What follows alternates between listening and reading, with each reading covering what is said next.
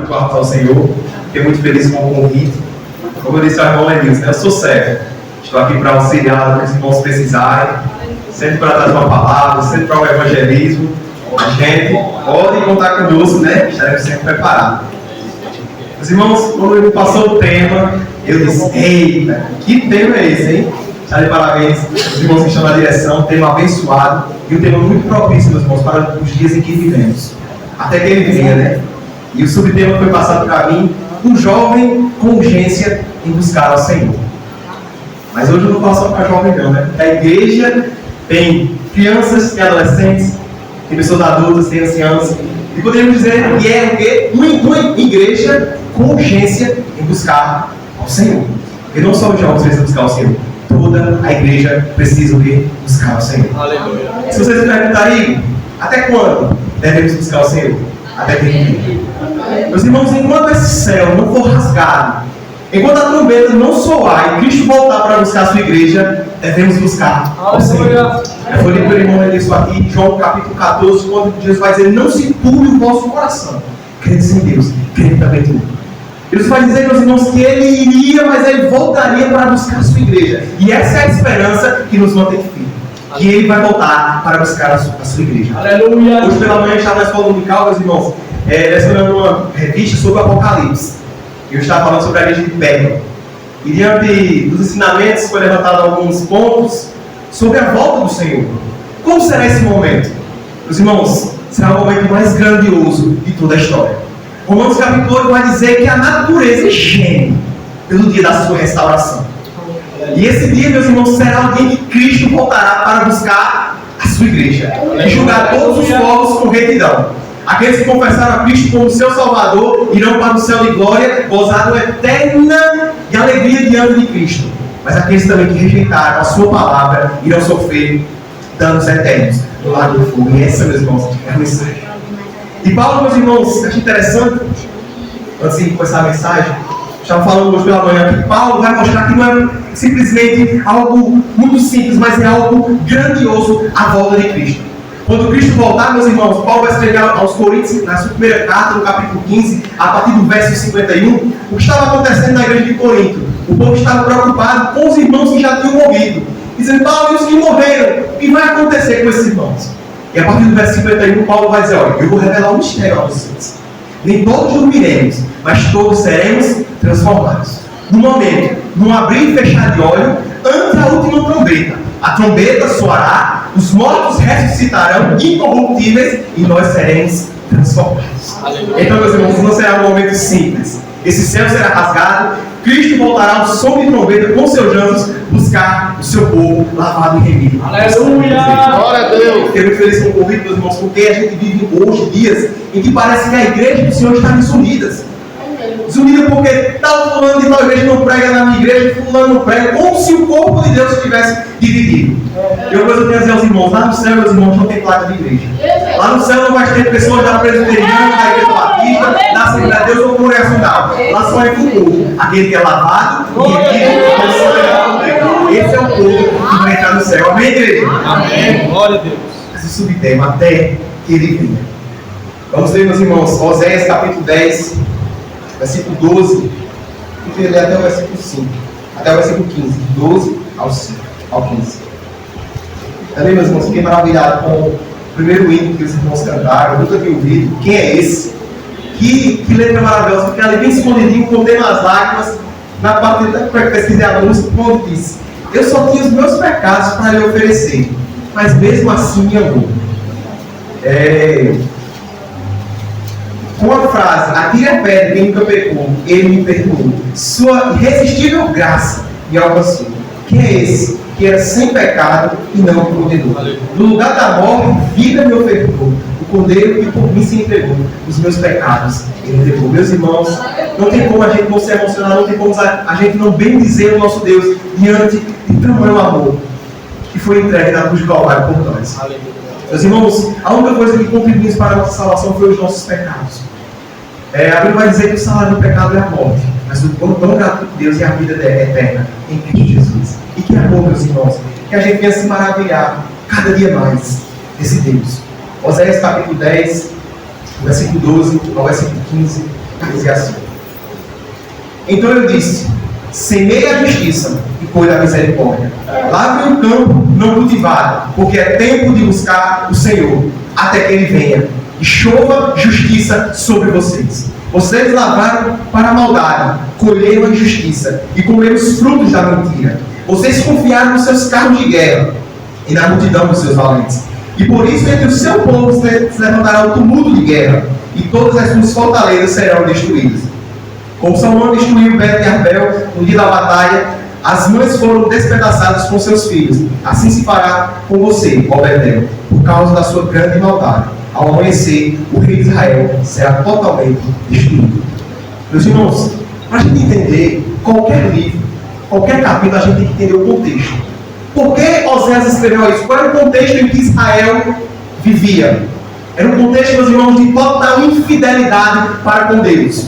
Se a gente vai para o livro de Deuteronômio, onde fala sobre a lei do Senhor, capítulo 6, meus irmãos, muito conhecido por todo o povo de Israel, Deus vai dizer: ouve, ó Israel, o Senhor teu Deus é o único Senhor. Se a gente vai para Êxodo capítulo 20, onde fala da Torá, os 10 mandamentos, Deus vai dizer: não terás outros deuses além de mim. Isso foi um mandamento para o Senhor, que o Senhor Deus deu para o seu povo.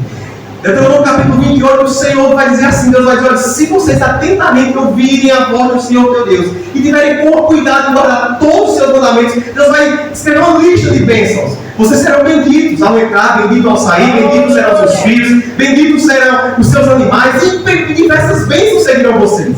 Mas Deus vai também dizer: se vocês não tiverem cuidado de observar todos os meus mandamentos, vocês serão malditos. Vocês serão malditos ao entrar, malditos ao sair, malditos serão teus filhos, ou seja, maldições cercariam esse povo. Mas no contexto de Oséias, meus irmãos, o povo estava em infidelidade contra o Senhor. Estava se prostituindo, adorando a outros deuses. Deus Baal, o Deus Astarole, e o Senhor Deus agora, meus irmãos, ele se ira com o povo. E Oséias é muito comum, a gente sempre lembra da história, porque Deus manda Oséias agora uma missão muito difícil, meu irmão. Imagina se Deus manda uma missão como essa para nós hoje em dia. Deus chega para Oséias e diz: vai e casa com uma mulher numa casa de prostituição. Ei, casar com uma prostituta, com uma mulher adulta. Deus tem algumas coisas que ele pede, mas o profeta Oséias obedeceu. Ele vai e casa com um homem, tem 3 filhos. E meus irmãos, isso simbolizava o que Israel estava fazendo com o Senhor. Israel estava traindo ao Senhor. Ali Oséias representava Deus e Gomer, o povo de Israel. Esse povo estava sendo infiel para com o Senhor. Meus irmãos, interessante, como já foi falado aqui, a Bíblia, a palavra do Senhor se renova. Ela é mais atual do que o jornal de amanhã. E parece que o contexto de Oséias, que foi escrito há 700 anos antes de Cristo, é como se fosse hoje. Hoje, meus irmãos, infelizmente, a igreja do Senhor, ou muitos que se dizem pelo menos ser crentes, e se prostituem muitas vezes, adorando a outros deuses. Aí você pode dizer: mas adora outros deuses? Meus irmãos, tudo que é colocado em primeiro lugar, isso só um Deus. A gente tem que ter cuidado, meus irmãos, porque o dinheiro pode ser um Deus. Um filho pode ser um Deus. O seu marido, a sua esposa, o seu trabalho, isso se tomar o seu tempo mais do que a Deus, isso se torna um Deus. E a gente tem que ter cuidado com isso. Então, meus irmãos, agora o contexto de Oséias, um povo totalmente infiel, se rebelando contra o Senhor. Se a gente vai para Oséias capítulo 11, meus irmãos, eu fico maravilhado com o amor de Deus. Eu dizendo para minha esposa: olha que interessante. Oséias capítulo 11 vai dizer: quando Israel era menino, eu amei, e do Egito chamei o meu filho. Quanto mais eu chamava, tanto mais iam na minha presença e sacrificavam aos Baalis. Ou seja, Deus estava dizendo: quanto mais eu amava vocês, quanto mais eu chamava para perto de mim, mas vocês se afastam de mim. Esse era o contexto em que Oséias estava. O povo totalmente distante do Senhor, mas diziam: não, nós conhecemos o Senhor, nós adoramos ao Senhor. Mas ele não entendia que a adoração ao Senhor tem que ser unicamente a Ele. O culto, meus irmãos, eu sempre tenho falado isso na igreja. Louvado seja ao Senhor, porque hoje o culto foi cristocêntrico e creio que todos são bíblicos. Que o alvo é adorar Cristo. Mas o que temos visto, meus irmãos, que a igreja hoje, o culto tem sido para as pessoas. Os louvores têm sido para levantar o ego e não para Deus. Então, meus irmãos, que a gente tenha o quê? Prioridade. Que o Senhor seja o centro, do começo do hino até o final. Porque Ele merece toda honra, toda glória e todo o louvor. Aleluia! Meus irmãos, Oséias profetiza principalmente para o reino do norte. Quando eu era mais novo, tinha uma confusão, eu não entendia. Eu vou explicar para você que alguém ainda entenda assim. Porque você fala Israel, aí depois fala Judá, aí fala Samaria, capital Jerusalém, aí diz, oxe, Israel, Judá, que diferença é essa? E é bom a gente sempre ensinar isso. A gente lembra que Davi, ele reinou sobre todo Israel. E ele teve um filho chamado Salomão, que também reinou sobre todo Israel, composto com 12 filhos. Mas o filho de Salomão, chamado Roboão, ele agora, quando assume o trono, as 10 tribos que estavam na parte do norte chegam para Roboão e dizem: teu pai sobrepôs um jugo muito pesado sobre nós. Alivia esse jugo e nós te serviremos para sempre. Aí o que Roboão fez foi tomar conselhos. Nessa hora que o povo pega no pé da gente jovem, né? Porque ele tomou conselho com os anciões e com os jovens. Ele perguntou aos anciões: o que é aí? Qual o conselho que vocês me dão? Ele disse: escute o povo e eles vão te servir para sempre. Mas o Roboão também pergunta aos jovens, os seus companheiros, e diz: e aí, o que eu digo a esse povo? Os jovens aconselham errado, diz assim: diga a eles que o seu dedo mindinho é mais grosso que a cintura do teu pai. E se seu pai açoitava eles com chicotes, você vai açoitar com escorpiões. E Roboão escutava os conselhos desses jovens, e agora diz às 10 tribos do norte, e eles agora se rebelam contra Judá, e agora se rompem entre reino do norte e reino do sul. E quando a gente vai, meus irmãos, para o reino do norte, a maioria dos seus reis fizeram o que era mal aos olhos do Senhor. Não foram fiéis ao Senhor. E no contexto de Oséias, o rei era Jeroboão II, e ele também fez o que era mal aos olhos do Senhor. Está escrito lá em 2 Reis. Ele não andou nos caminhos de Davi em fidelidade com o Senhor, mas andou servindo a outros deuses. Meus irmãos, nesse contexto de Oséias, era um contexto muito perturbado de guerras. E o pior, que Israel, sempre quando eu vou ler as histórias, eu fico pensando: meus irmãos, por que esse povo era tão desobediente? Mas eles refletem a nós também. O povo, meus irmãos, em vez de buscar auxílio ao Deus verdadeiro, o Deus do Senhor dos Exércitos, iam buscar auxílio no Egito, nos imperadores da Síria, confiavam em carros, em cavalos, não confiavam no Senhor. No versículo 13, a parte B de Oséias, capítulo 10, vai dizer: olha, vocês confiaram nos seus carros de guerra e na multidão dos seus valentes. Esse é o erro que a igreja ainda traz para hoje. Confiam em tantas coisas e não confiam no Senhor nosso Deus. Verdade. Essa é a realidade, meus irmãos. Eu acho interessante quando o salmista diz assim, lá no Salmo 20, versículo 7, e diz: uns confiam em carros, outros confiam em cavalos, mas nós confiaremos no Senhor. Então, meus irmãos, o contexto de Israel era só eles confiarem e buscar ao Senhor, porque se eles se arrependessem dos seus pecados, o Senhor sararia aquela terra. Foi a promessa que ele fez lá em 2 Crônicas, capítulo 7, versículo 14, que se o meu povo, que se chama pelo meu nome, se humilhar, orar e me buscar e se converter dos seus maus caminhos, ele ouviria dos céus, perdoaria os seus pecados e sararia a terra. Aleluia. Era só buscar ao Senhor, meus irmãos, mas esse povo não queria saber do Senhor. Aleluia. Eu acho tão interessante, meus irmãos. E quando eu leio Jeremias capítulo 2, o contexto de Jeremias também era muito parecido com o contexto de Oséias. E Deus agora arrepende naquele povo, através do profeta Jeremias, e no capítulo 2, versículo 13, ele vai dizer assim: 2 males o meu povo cometeu contra mim. A mim me abandonaram, a fonte das águas vivas, e cavaram para si cisternas rotas, a qual não retém as águas. O que significa, meus irmãos? Deus, ele é a fonte inesgotável das águas. Ele, meus irmãos, é aquele que tem a salvação, é Ele que tem todas as bênçãos, mas parece que os seres humanos, meus irmãos, sempre procuram outras coisas. Hoje, meus irmãos, nós temos o nosso Deus, o Salvador, como foi cantado. A gente merecia a morte e Ele nos deu vida. Nós merecíamos condenação e Ele nos deu a vida eterna. Nós não merecíamos bem, mas Ele se entregou por nós. E quantas vezes, meus irmãos, temos negligenciado o Senhor? Quantas vezes, meus irmãos, temos adorado outras coisas, buscado outras coisas e não temos buscado ao Senhor?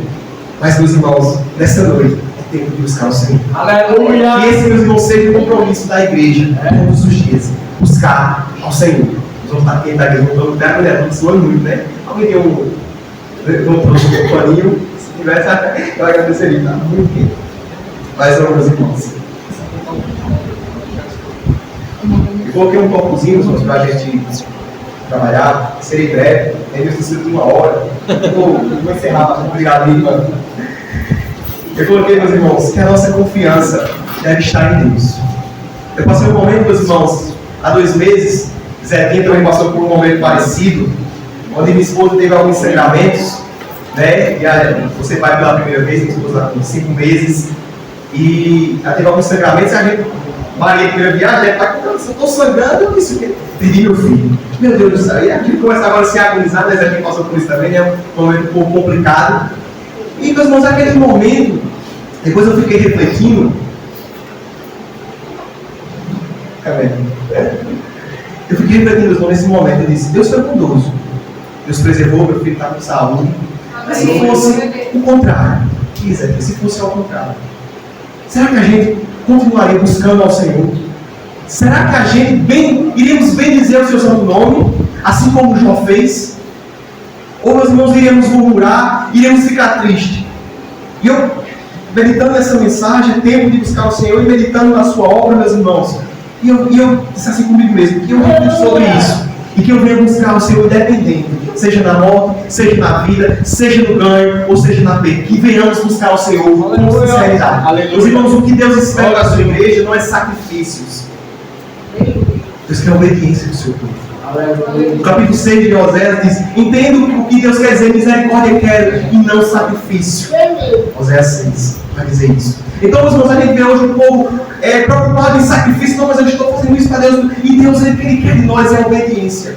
Ele quer que a gente tema Ele e entenda que Ele é soberano sobre tudo e sobre todos. Que os príncipes, que os reis, que os presidentes estão debaixo da sua mão potente.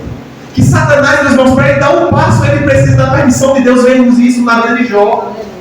Satanás, meus irmãos, era tão obediente que Deus vai dizer, olha, faça tudo isso aí, pode fazer. Mas na vida dele não toca. Tocou? Não. Porque ele tem que obedecer ao nosso Deus.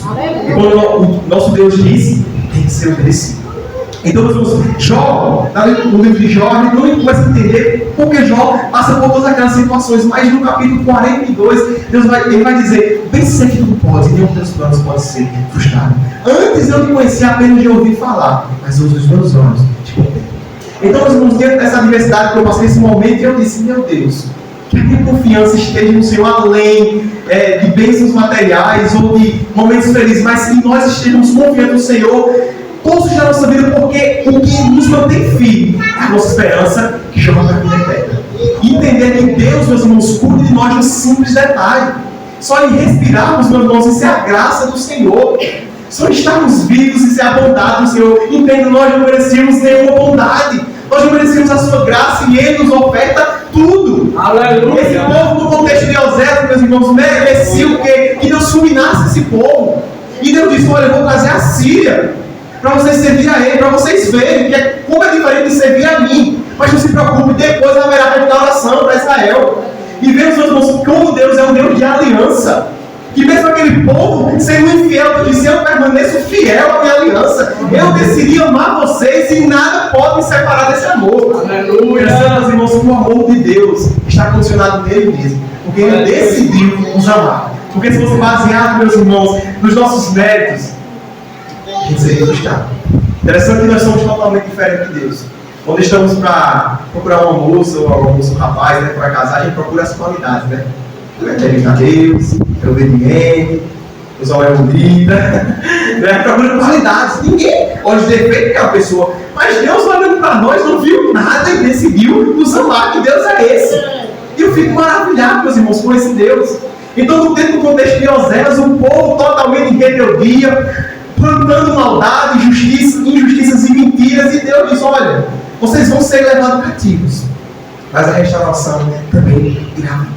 Isso apontava para Cristo também, meus irmãos. Cristo está em todo momento em Oséias. Porque em Cristo, meus irmãos, é consumado a aliança de Deus. A nova aliança. Nós já estamos na antiga aliança. Estamos na nova aliança que é baseada na morte e na ressurreição de Cristo Jesus.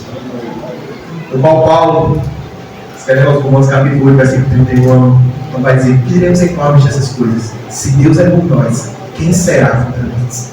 E eu pergunto, igreja, se Deus é por nós, quem será contra nós? Ele não poupou o seu próprio filho, antes por nós o entregou. Será que Ele não nos dará graciosamente com Ele todas as coisas? E Paulo vai dizer, quem tentará acusação contra os direitos de Deus? É Deus quem o justifica. Esse, meus irmãos, Ele é o nosso Deus. Então, meus irmãos, que venhamos estar contentes sobre qualquer circunstância. Acho muito interessante quando Paulo escreve aos Filipenses, capítulo 4, versículo 3, ele vai dizer: posso todas as coisas naquele que me fortalece. Interessante que muita gente não entende esse versículo e coloca nos carros, né? Posso todos, como se fosse assim, né? Eu vou fazer isso porque eu posso tudo em Cristo que ele fortalece. Não, o sentido não é isso. Se você ler o versículo anterior, Paulo vai dizer: ó, eu sei o que a cabeça faz, mas também sei o que é ter necessidade. Aprendi a estar contente em todas as coisas. Tudo posso naquele que me fortalece. O que significa isso, meus irmãos? Que a nossa alegria externa à lógica. A nossa alegria, meus irmãos, não está apenas nos dias de fartura, ou a gente fica triste no dia da necessidade, mas a nossa alegria está em Cristo. Saber que Ele nos guarda, que Ele nos protege, que Ele é o nosso refúgio e fortaleza, socorro bem presente na tribulação, meus irmãos. Acho muito interessante o salmista, no Salmo 27, quando ele diz: o Senhor é a minha luz e a minha salvação, de quem terei medo? O Senhor é a fortaleza da minha vida, a quem temerei? Essa, meus irmãos, deve ser a nossa confiança. E Cristo supre todas as nossas necessidades. Amém? Vou colocar alguns pontos para discutir, meus irmãos. Resolvi assim: como podemos buscar o que não conhecemos? Oséias capítulo 6, versículo 3, vai dizer assim: conheçamos e prossigamos em conhecer o Senhor. Se eu chegasse aqui, meus irmãos, nessa noite e dissesse assim: eu escondi algo nessa igreja e quero que os irmãos achem. Eles vão dizer assim: tá certo, a gente vai procurar. Agora, o que é que você escondeu para que a gente possa achar? Elas não vou dizer o que eu escondi. Você vai dizer: gente, como é que eu vou encontrar o que eu não sei o que eu estou procurando? Não é verdade? Então, meus irmãos, para buscar ao Senhor, precisamos conhecer. Não foi verdade? Quem é esse? Mas será que a igreja do Senhor tem conhecido o seu mestre? Será que nós temos conhecido o nosso Deus? Ou estamos servindo ao Deus que a gente criou nas nossas mentes? Meus irmãos, Deus, Ele não está preocupado com boas intenções. Ele está preocupado com o que Ele estabeleceu. A gente lembra de Acã, meus irmãos. Acã, ele teve uma boa intenção quando ele foi segurar a arca. A arca ia tombar, ia cair no chão. E Acã segura para que a arca da aliança não caísse. O que acontece com ele? Foi fulminado. Mas não foi uma boa intenção? Foi uma boa intenção. Mas, meus irmãos, o que Deus quer de nós é obediência ao que Ele estabeleceu. E voltando, como podemos buscar o que não conhecemos? Meus irmãos, infelizmente vivemos um contexto geral. Pessoas que se dizem crentes, pessoas que se dizem ser alcançadas por Cristo, que suas vidas foram transformadas, mas não o conhecem. Então, meus irmãos, imagine que eu diga assim: mas, meus irmãos, eu cheguei agora um pouco atrasado porque eu sofri um acidente ali. O carro capotou 10 vezes, uma carreta bateu. Vocês dizem: mentira, você está aí bem limpinho, tem um arranhão. Mentira essa. Você dizer logo isso, né? Então, nós vamos a mesma coisa quando alguém diz assim: ó, não, Cristo me alcançou, mas Ele não muda.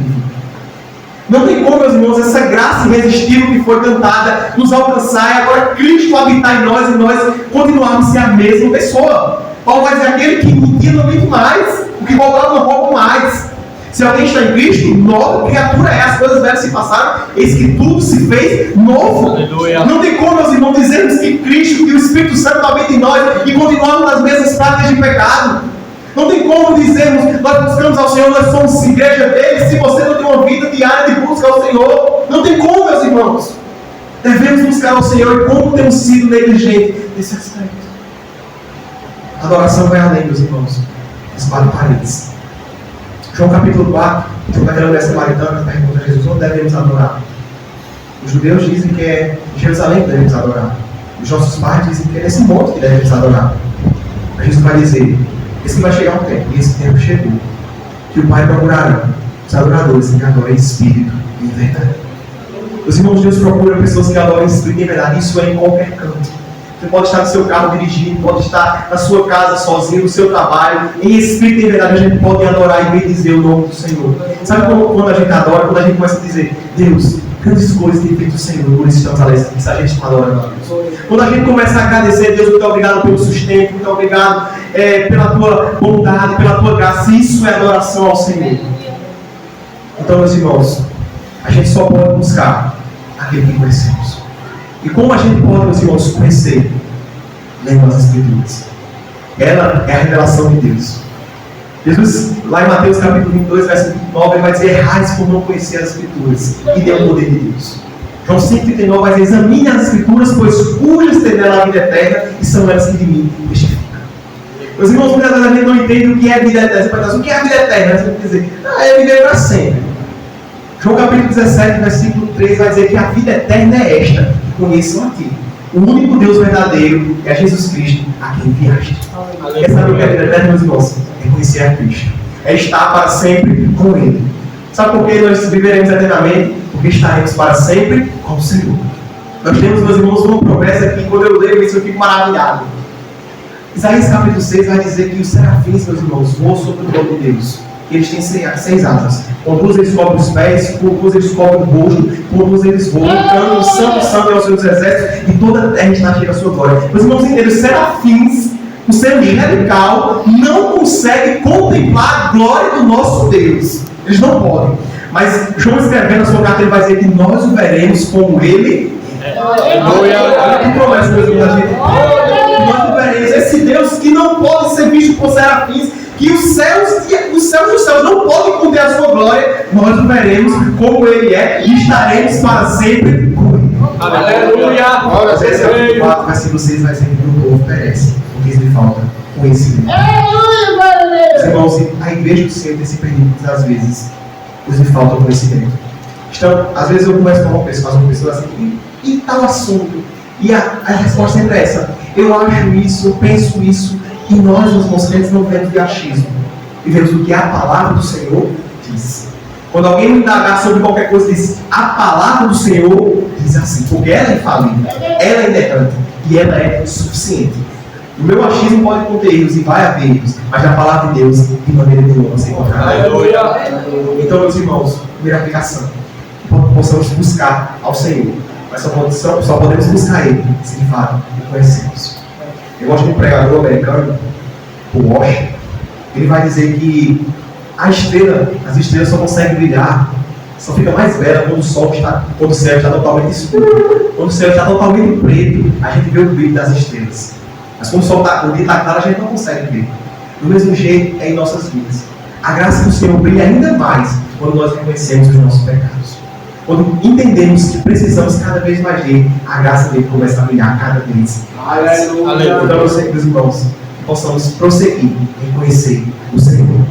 E de fato, iremos fazer o que lhe agrada, é ser obediente à sua palavra. Quem é esse? Quem é esse da cabeça? Se a gente perguntasse para João, que disse que vivíamos como ele é, João, no seu evangelho, vai dizer que ele é o pão da vida e a água da vida. Quem nele comer e nele beber, jamais terá fome, terá sede. João também vai dizer que ele é a porta. Quem entrar por ele será salvo. No capítulo 11 ele vai dizer que ele é a ressurreição e a vida. Quem crê nele é puro e verá. No capítulo 10 ele vai dizer que ele é o bom pastor. Ou seja, meus irmãos, esse é o nosso Deus, a quem servimos. Aleluia. Meus irmãos, também foi falado, a gente deve tomar uma decisão. Estava acontecendo no contexto de Oséias. Não é que o povo tinha deixado de sacrificar a Deus. Não é que o povo tinha abandonado 100% a Deus. O povo sacrificava a Deus. O povo ia ao templo oferecer sacrifício. Mas o que estavam divididos. Adorava a Deus e adorava a Baal. E Deus, o que ele quer de nós é prioridade. Ou serve a Deus ou serve a Baal. Não tem como servir a Deus e servir ao mundo.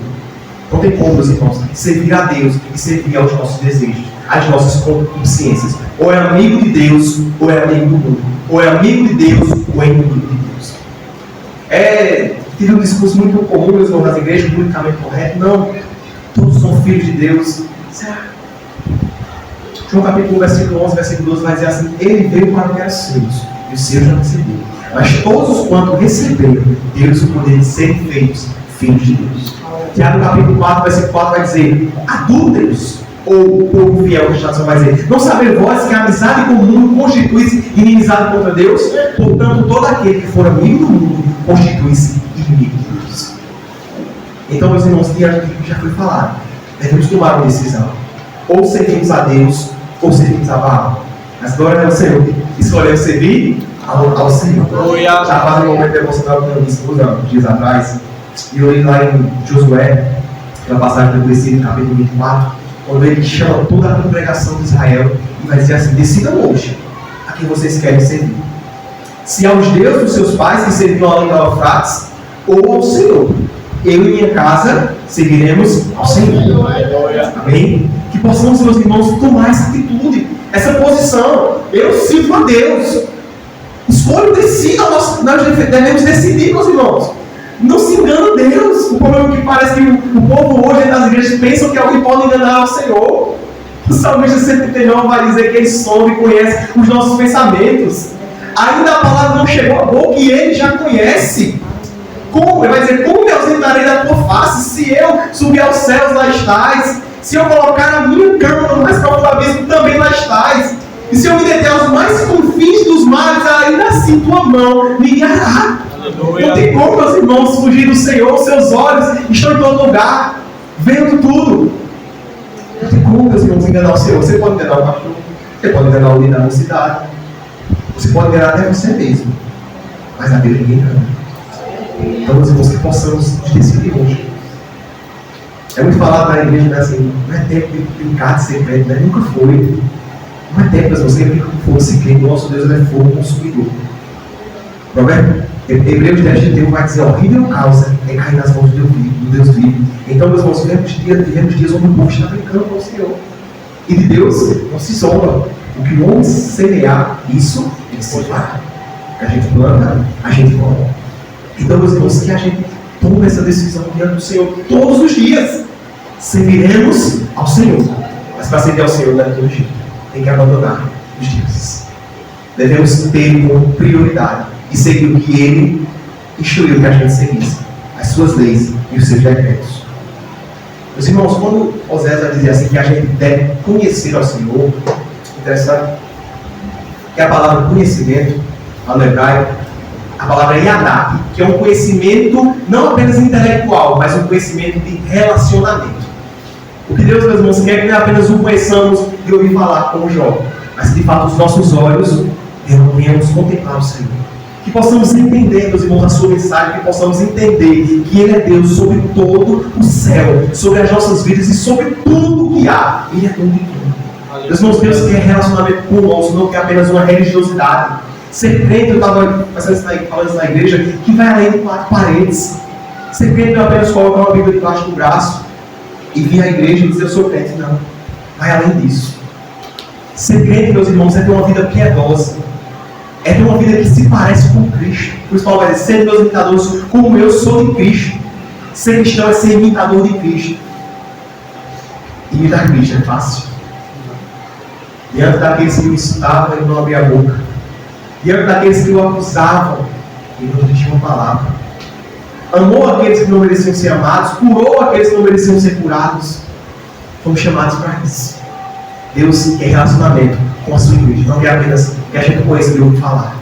Meus irmãos, que possamos cada vez mais procurar o conhecimento de Deus. Conhecimento, meus irmãos, de Deus liberta. Interessante que muitas pessoas, né, que às vezes se acham conhecedores e começam agora a ficar soberbos, orgulhosos por conhecer algo pouco de teologia. Eu costumo sempre dizer que o conhecimento de Deus gera humildade no seu coração. Agora, se você está com outros intuitos, vai gerar soberba mesmo. Se você quer conhecer apenas para dizer que sabe, você vai virar soberbo. Aí a soberba precede a queda. Mas quanto mais você, de forma humilde, entende quem de fato é Deus na sua vida, quem de fato é esse Deus das Escrituras, mais você se humilha. Você vai dizer como João, no capítulo 3, versículo 30, convém que ele cresça e que eu diminua cada vez mais. Quando a gente procura, meus irmãos, conhecer ao Senhor, como Oséias diz, ter um relacionamento, a gente vê como o nosso Deus é amoroso. Como o nosso Deus, meus irmãos, Ele é socorro presente nos dias da adversidade. Que Ele não nos abandonou em nenhum momento, porque Ele fez uma promessa que não nos deixaria e nunca nos abandonaria. Ele estaria conosco todos os dias das nossas vidas. Até aqueles momentos que a gente pensa que Deus nos abandonou e não nos abandonou. Naqueles dias de dificuldade, a gente diz, não, onde está Deus? Ele está no lugar de sempre. No céu, cuidando de tudo e de todos. Meus irmãos, isso é o nosso Deus maravilhoso, que quer um relacionamento com o Senhor. Vou trazer algumas aplicações para encerrarmos, disse que seria breve. E a minha aplicação, meus irmãos, coloquei que a nossa vida seja uma vida em adoração. Eu já fui falar todo esse congresso, hoje é o encerramento, mas eu creio que Deus falou cada dia, com o coração de cada um de vocês, que a nossa vida, meus irmãos, seja uma vida de adoração. Porque é fácil ser crente na igreja, é fácil ser crente no congresso, mas como eu falei, ser cristão é todos os dias. É uma luta diária. Então, meus irmãos, que a nossa vida seja uma vida de adoração ao Senhor. Que possamos entender esse cuidado do Senhor, esse amor dele todos os dias da nossa vida. E que nesse mundo lá fora, quando a gente sair, a gente possa testificar que o nosso Deus, ele é maravilhoso. Meus irmãos, nós somos chamados para as boas obras. Muitas pessoas entendem totalmente errado quando a Bíblia vai dizer que a fé sem obras é morta. Nós não somos salvos pelas nossas obras. Pelo contrário, nossas obras nos condenam. Mas fomos chamados para as boas obras para glorificarem o nome de Deus que está no céu. Então, meus irmãos, que nós venhamos resplandecer o brilho de Cristo. E quando alguém olhar para nós, diz, ele é diferente. Por quê? Ele brilha em Cristo. Então, que esse seja o nosso compromisso. Uma vida de adoração. Adoração vai além do louvor. Adoração é uma vida com Deus. Como eu falei, que todos os dias venhamos assumir um compromisso com o Senhor. Venhamos decidir a quem serviremos. Serviremos ao Senhor, unicamente a Ele. Que Ele, meus irmãos, seja o centro das nossas vidas. Que ao acordar, pensamos em Cristo e ao dormir também. E que tudo que a gente venha fazer seja para glorificar o nome dEle. Porque dEle, por meio dEle, para Ele, são todas as coisas. A Ele, pois agora eternamente. E para encerrarmos, que Cristo seja o motivo da nossa alegria. Como eu falei, quando Paulo vai dizer, posso todas as coisas naquele que me fortalece. Quando Paulo escreve essa carta aos Filipenses, é tipo como a carta da alegria. Sabe onde Paulo estava? Preso. Numa masmorra. Paulo preso, meus irmãos, e as masmorras romanas, ou não, masmorra, ele para morrer mesmo. Lugar totalmente escuro, no inverno muito frio, no verão quente, propício a pegar qualquer doença, muito frio, por isso que ele escreveu a Timóteo, diz, Timóteo, traz meus pergaminhos, mas traz também minha capa, é frio. E meus irmãos aqui não ficavam andando assim não, que a gente vê nos presentes aí, os presidentes com o celular na mão, a gente fecha o passo dentro da mão. Muitas vezes era acorrentado das mãos, os pés e a própria cabeça. E muitas cartas de Paulo foram escritas por outras pessoas, escrevendo, ele estava ditando. E diante de uma dificuldade como essa, Paulo não masmorra, ele vai dizer para o povo, alegrai-vos. Outra vez digo, alegrai-vos. Aleluia. E outra tradução vai dizer, alegre-se do Senhor. Outra vez digo, alegre-se do Senhor. Ou seja, meus irmãos, a nossa alegria, a alegria do crente, deve transcender a lógica. A gente não vive por lógica, a gente vive por fé. Interessante que no contexto de Israel, quando ia ter uma guerra, meus irmãos, sabe como eles sabiam qual era o vencedor? Quando os generais se sentavam para discutir a guerra, quem será que vai vencer? Vamos ver a probabilidade. Então, quem tinha mais carros, e mais cavaleiros, e mais homens valentes, a probabilidade de ganhar era maior. Mas, só como eu falei, só no estado vai dizer o quê? Nós não confiamos em carros, nem em cavalos. Nós confiamos no Senhor. Ou seja, a lógica do mundo não se aplica para nós. A gente pode estar em 100, vocês em 10 mil. Com Cristo, somos maioria.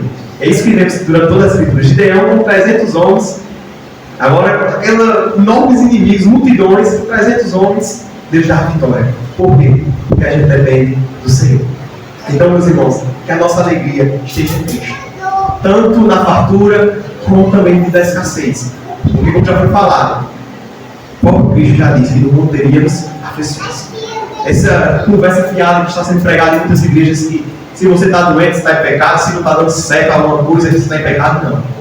Não, você está no momento de tribulação, tem alguma coisa errada, não. Fomos chamados para dias difíceis. A gente vai para a história da igreja, meus irmãos. Paulo, o apóstolo Paulo teve um homem maior depois de Cristo que o apóstolo Paulo, que contribuiu de diversas formas para o reino. Não. Paulo foi morto a fio da espada.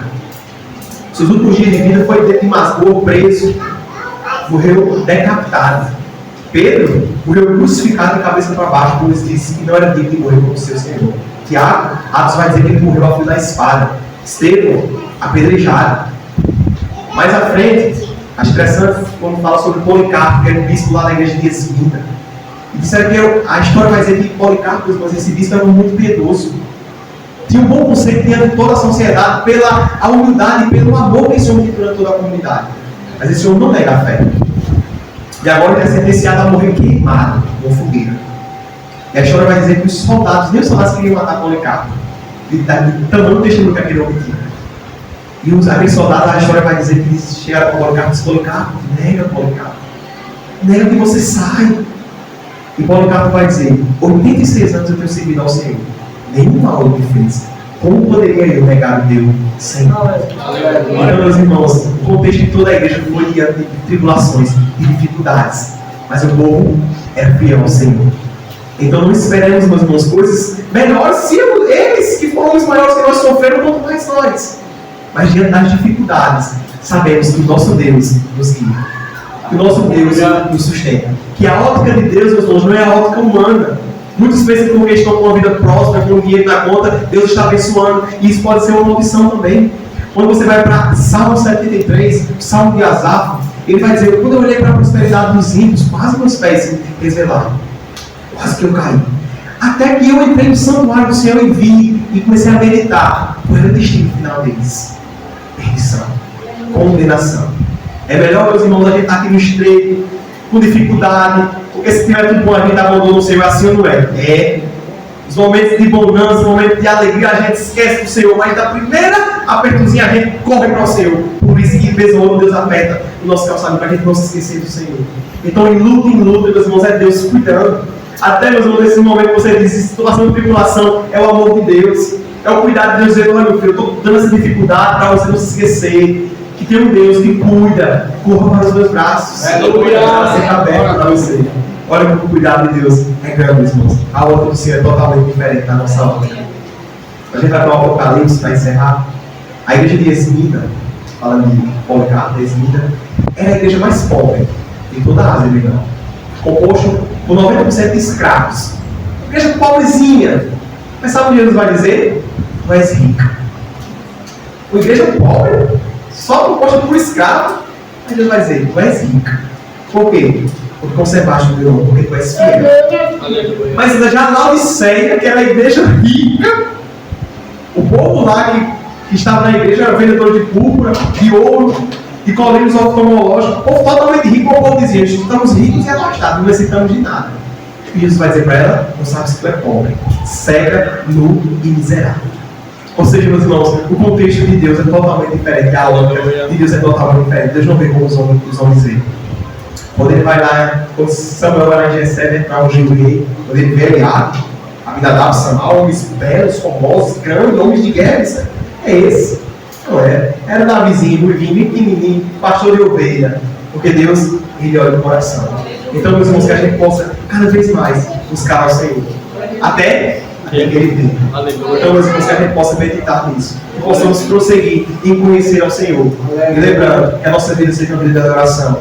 Que venhamos todos os dias posicionados a quem seguiremos. Se ao Senhor ou a Baal. E que Cristo seja o motivo da nossa felicidade. Amém. Agora, com oportunidade. Em nome de Jesus.